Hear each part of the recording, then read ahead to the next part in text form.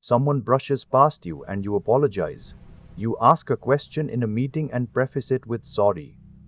You need to walk in front of someone, reach for something, take a seat, exist for 1 extra second in a space someone else might have wanted, and the word is already out of your mouth before you have even consciously decided to say it.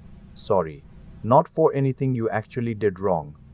For the simple, ordinary fact of physically or socially occupying space at all.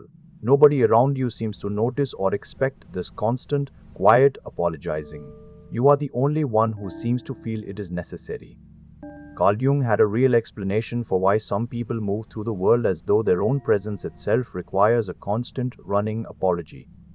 Jung believed that a child who received the consistent message, spoken or unspoken, that their needs, their presence, their simple existence in a given moment was somehow inconvenient, in the way, or a burden on someone else's attention or patience, absorbs this as a deep and largely unconscious belief about their own basic right to occupy space at all. This is different from ordinary politeness or consideration for others. It becomes a baseline assumption that your own presence is, by default, something that requires justification or apology, an assumption that operates automatically long before any conscious decision about whether an apology is actually warranted in this specific moment.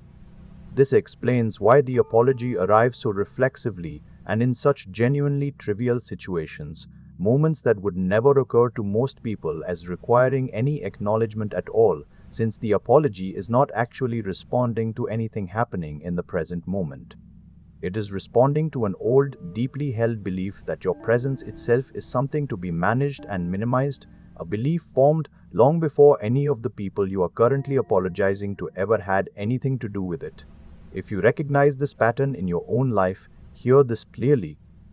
This constant apologizing is not evidence that you are simply an unusually considerate or polite person, though you may certainly be considerate in genuine ways too.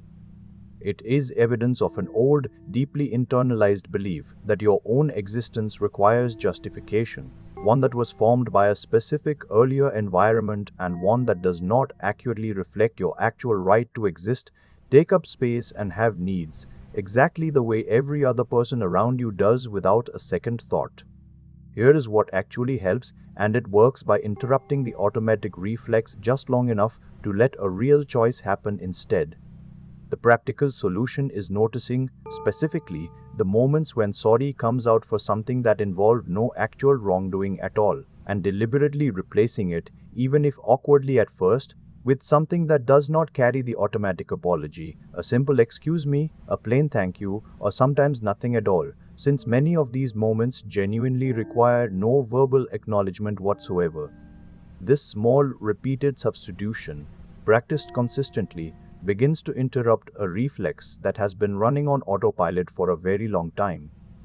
There is a second part of this worth doing deliberately.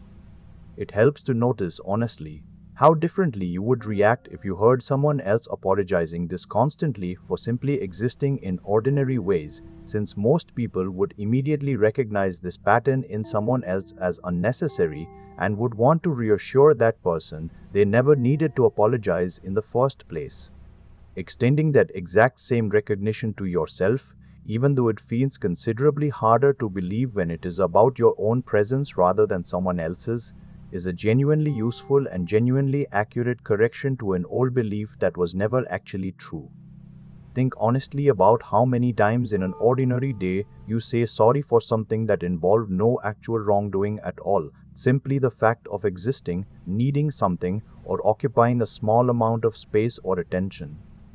Right below the single word for the specific situation where you find yourself apologizing most automatically and most unnecessarily. Naming it and practicing a genuine substitution the next time it happens is the real and practical way this old, exhausting reflex finally starts to loosen its grip on you.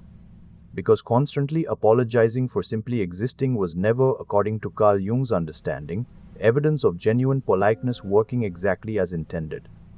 It was an old, deeply held belief that your own presence required justification, one that was never actually true, and one you have every right to finally stop carrying.